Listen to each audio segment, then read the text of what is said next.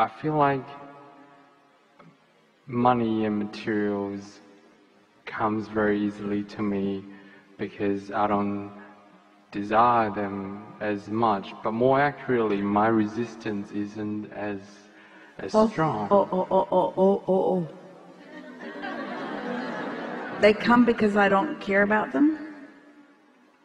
Well, they sort of just drop off the sky, but I mean, they don't. But to an outside person looking at my life, when I said, So are you saying you don't worry about it? Would you say you just expect it to be that way? Expectation feels that I'm thinking about it all the time, but no, just feels it doesn't. Expectation means that there is a desire and a belief in the same place. Okay. That's what an expectation is. Desire and belief in the same place. You don't have to be talking about it all the time, but you're not talking against it either. I asked for $10,000 and you said about try to do 20, 30, 40, 50% less. I offer no effort. I said, I'm just going to put it out there. It's going to drop. So you don't offer effort because you understand that the laws of the universe are bringing whatever you want to you. Are you saying to us that you don't justify the well-being that comes through effort and hard work? You're not justifying anymore. You're just expecting it to come? It flows easily. That's the key right there.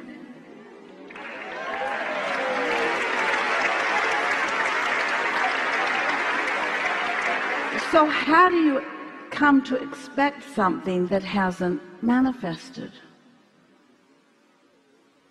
So you say, well, money isn't coming easy to me, and I'd like to be like that guy, I'd just like to expect it. But how do you expect something that hasn't been happening when you've been noticing what's been happening? What's the obvious answer? You have to notice a little less what's been happening. You have to stop taking score of what is. You have to find some way to put what is where it belongs. You have to put what is where it belongs in the past tense category. What is no longer matters, because what is does not have to continue to be the regurgitated active vibration. What is doesn't have to be the active vibration. What's wanted can be the active vibration. But what's the payoff for you? What are you going to focus on in order to stay focused on the vibrational reality rather than the manifested reality? How do you get yourself to focus forward instead of backwards? How do you stop looking at what is when what is so compelling? Something else has to be equally compelling. Let's play with this just for a moment, and then we will hear you.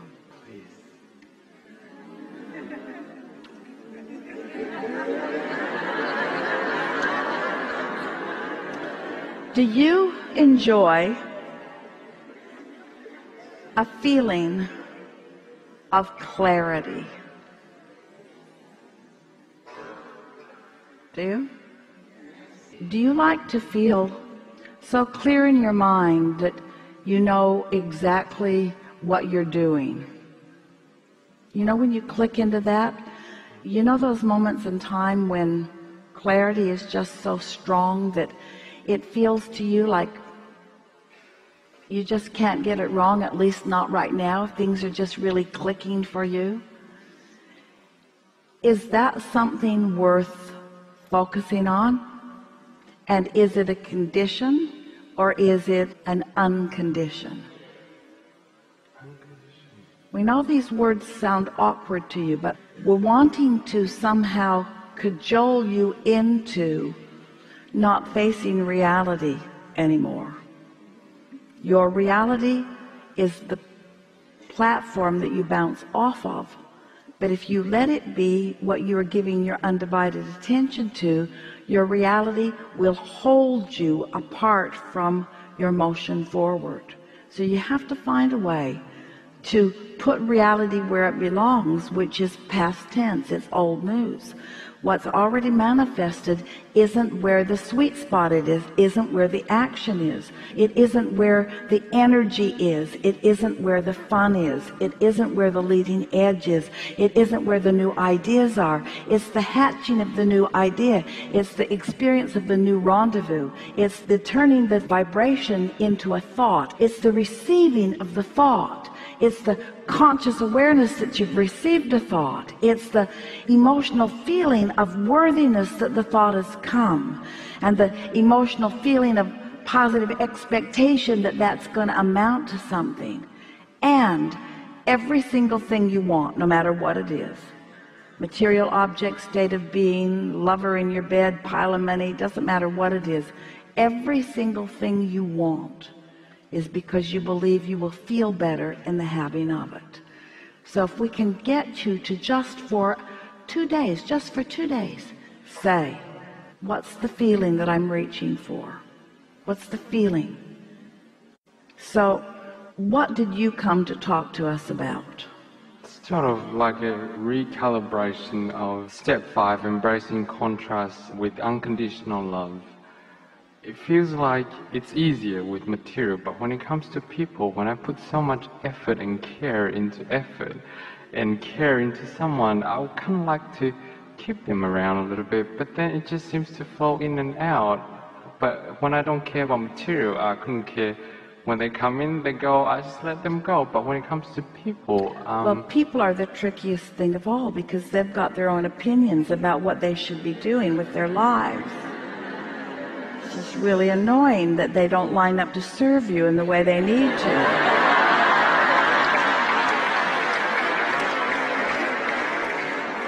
And some of it is because they want different things than you want from them, and some of it is because they're not in control of their own vibration yet. But people are really tricky. What you are best to do relative to people is just find a way of feeling good about what you're flowing to them.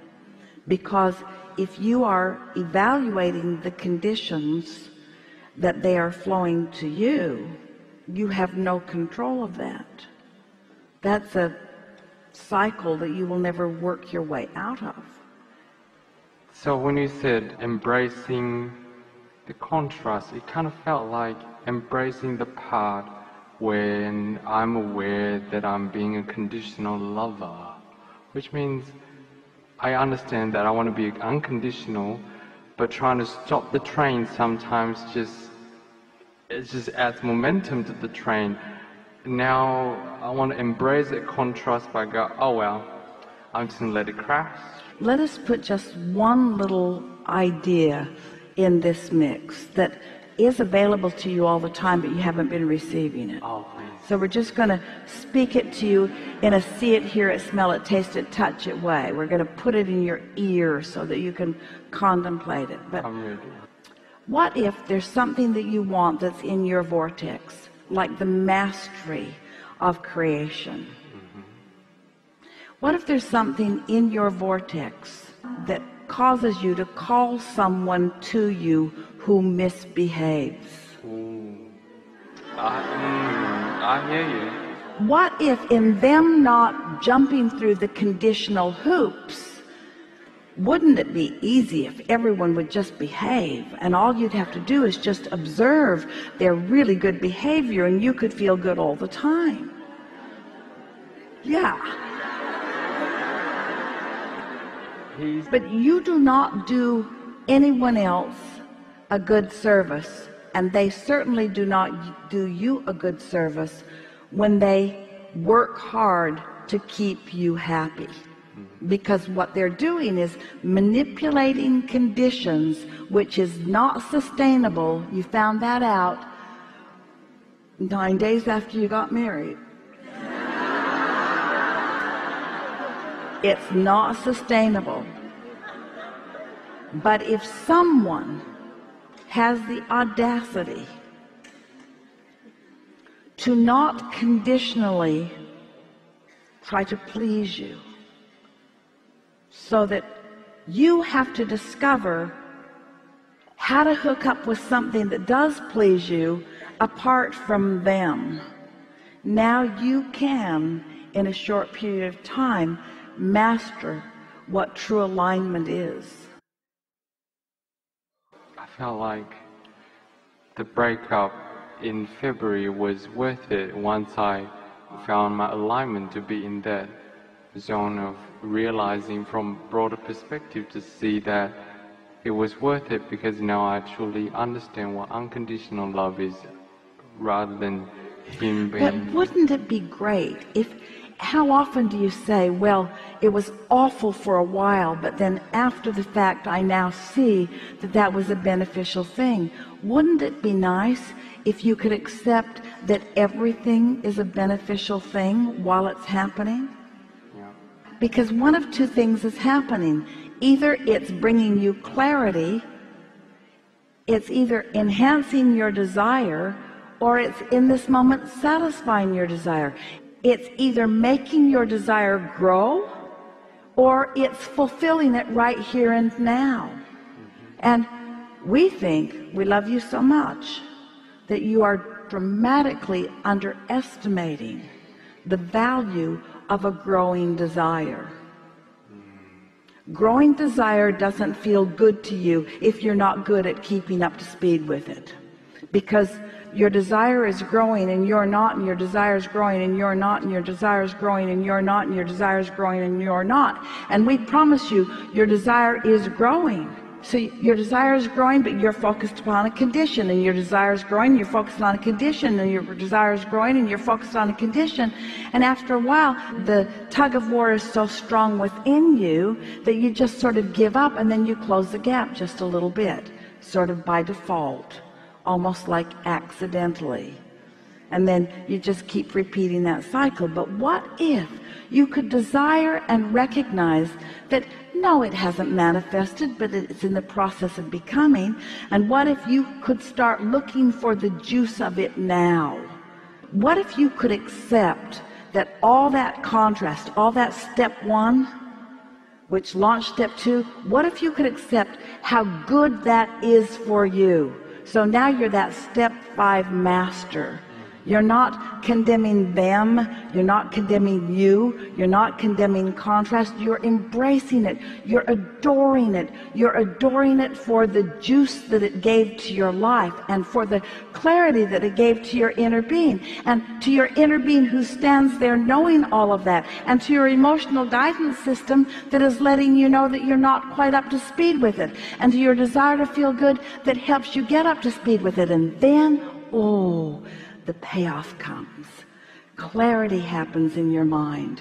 A good idea happens in your mind. You feel exhilarated about something. Nothing has changed, but you feel better anyway. You are unconditionally feeling better, and now you are in charge of your world. Now you are the creator of your own reality. Now you are the conscious, deliberate creator of your own reality. And then looking back, you can say to your friend, you know, you really gave me a run for my money, but the juice that came out of that is the best thing that ever happened to me. You helped to put me in a place of desire that now I have accomplished, that I would never have achieved if it had not been for you.